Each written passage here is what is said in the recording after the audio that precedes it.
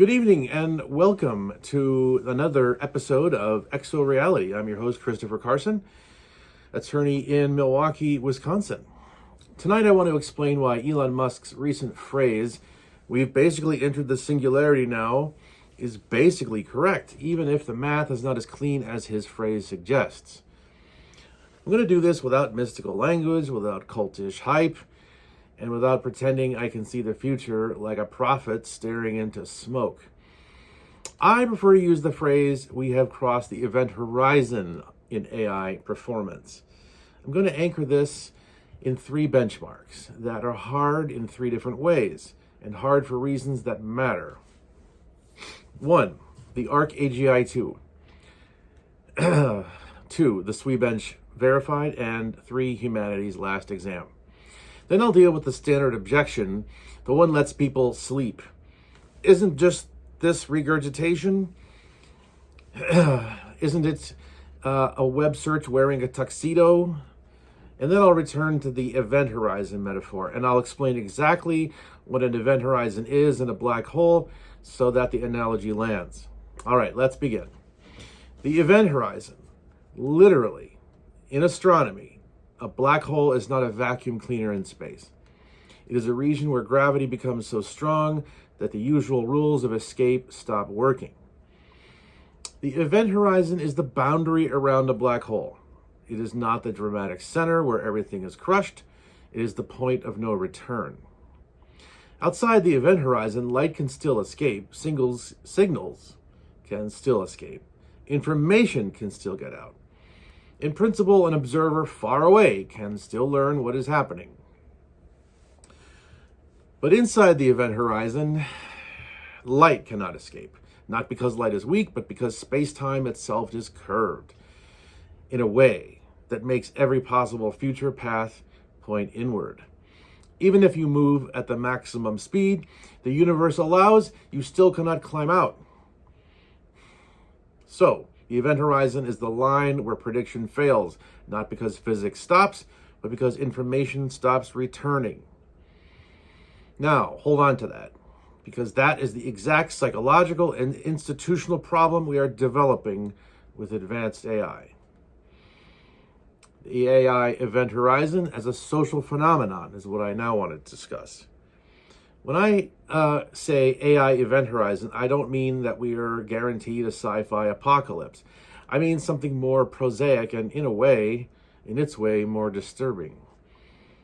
I mean the point where capability improvement starts moving faster than institutions can adapt, faster than laws can be written, faster than corporate planning cycles, faster than courts, faster than university curricula, faster than professional licensing, faster than human ability to update norms.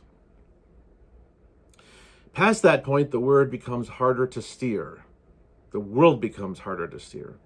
Not because steering is impossible, but because the steering wheel is connected to a car that is accelerating while you are still reading the manual.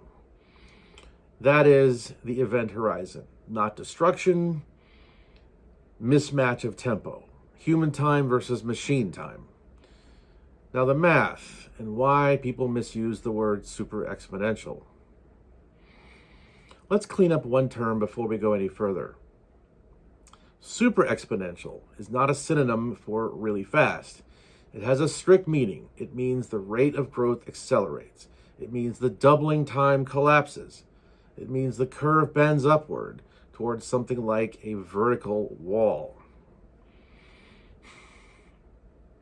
When you look at public benchmark data, you often do not see smooth month-by-month super exponentiality.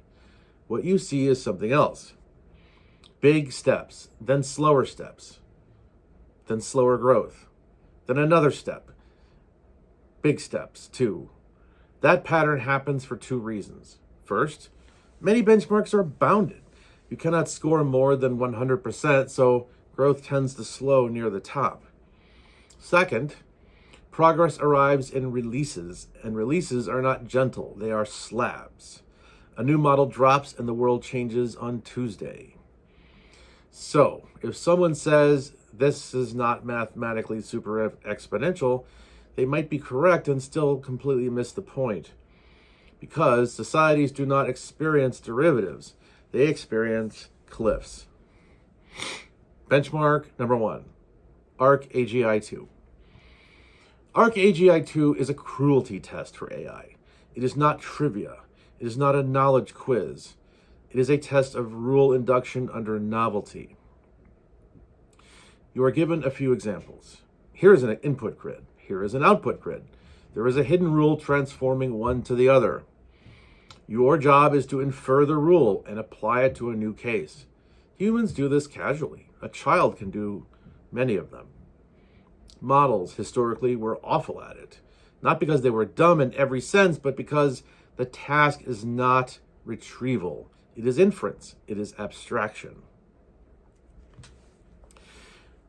ARC Prize, the people behind the benchmark, in particular Francois Chollet, have explicitly designed ARC-AGI-2 to resist easy hacks.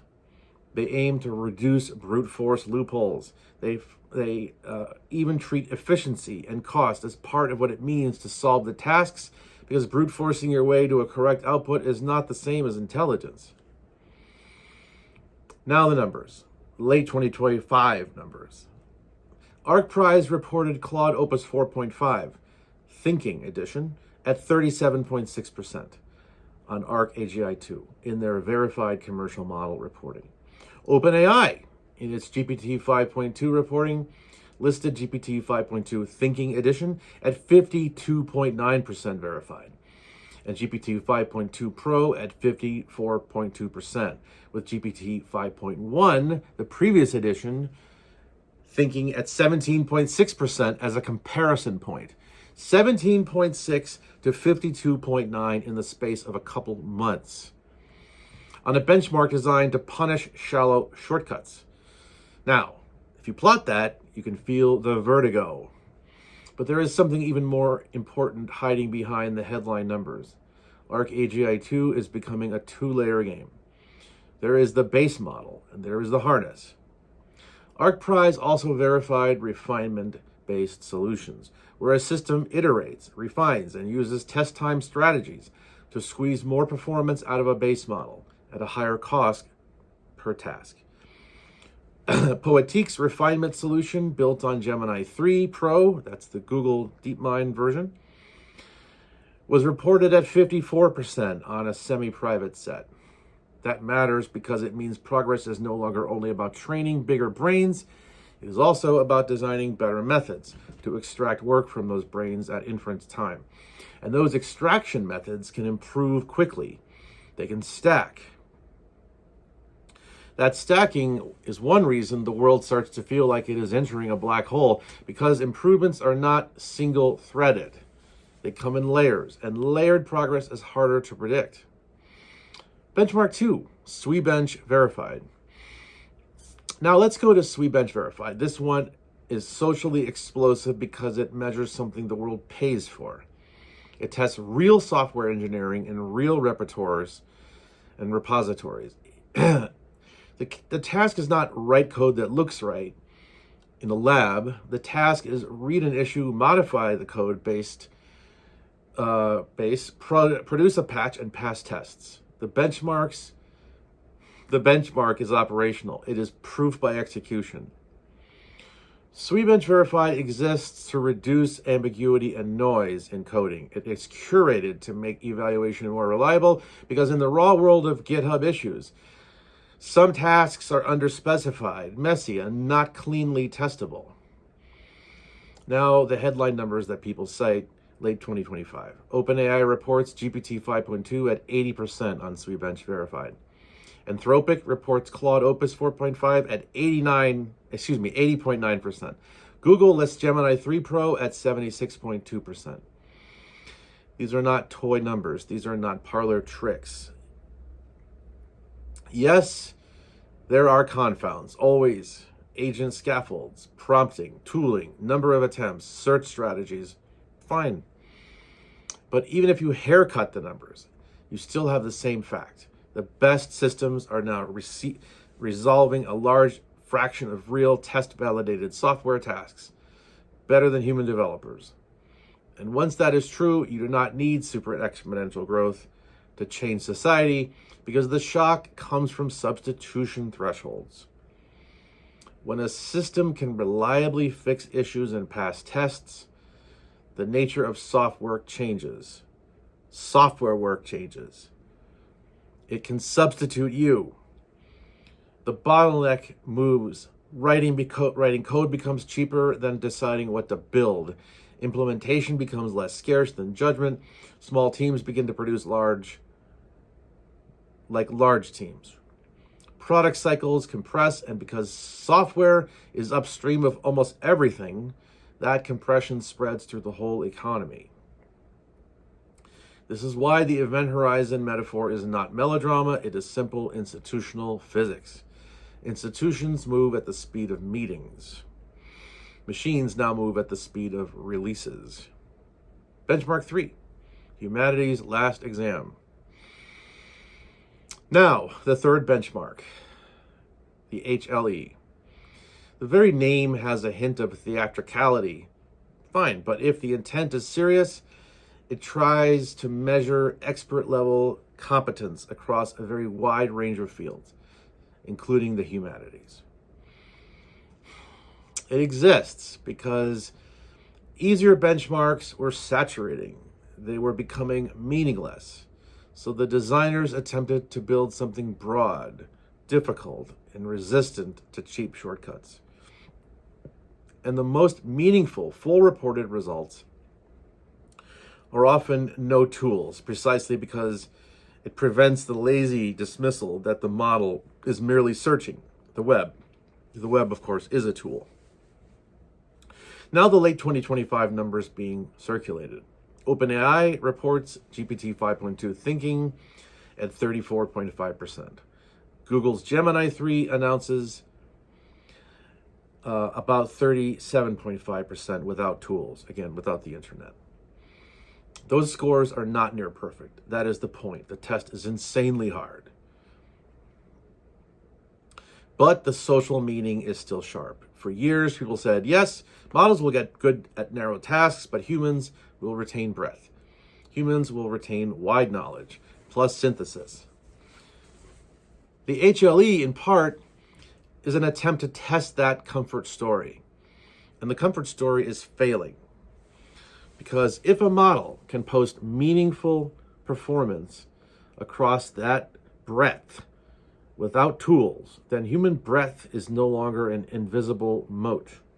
It may still matter, may still be superior in certain ways, but it is no longer safe as a categorical refuge for humanity. So what do these benchmarks really measure? Let's be precise. ArcAGI2 measures adaptive abstraction, novel new rule induction, the ability to infer structure from a few examples. SWE-bench verified measures practical engineering performance, software engineering, not rhetoric, execution, patches that pass tests. Humanity's last exam measures broad expert competence, knowledge plus reasoning across many domains, often reported without tools to avoid the just search critique. They are not perfect, but they are difficult in different ways, and that is what gives the trio its essence. When you see simultaneous movement across all three, the it's all hype story becomes harder to maintain. The objection, isn't this just regurgitation or web search? Wikipedia? Now we arrive at the psychological safety blanket. Come on, people say, this is just regurgitation. It is just the internet poured through a blender. It's just glorified search. No, not as an explanation for these results. And the reason is simple. The objection fails differently for each benchmark. ArcAGI2 is not a facts test. The answer is not a sentence on a web page. It is a rule you infer from examples. A search engine cannot retrieve an answer that does not exist as a stable artifact. SWE-bench verified is execution constrained. A plausible answer fails. Not good enough. A memorized diff that does not fit the repo state, it's a coding term, fails. The benchmark does not ask, did it sound right? It asks, did it run? It's brutal. Humanity's last exam in no tool settings is not web search by definition.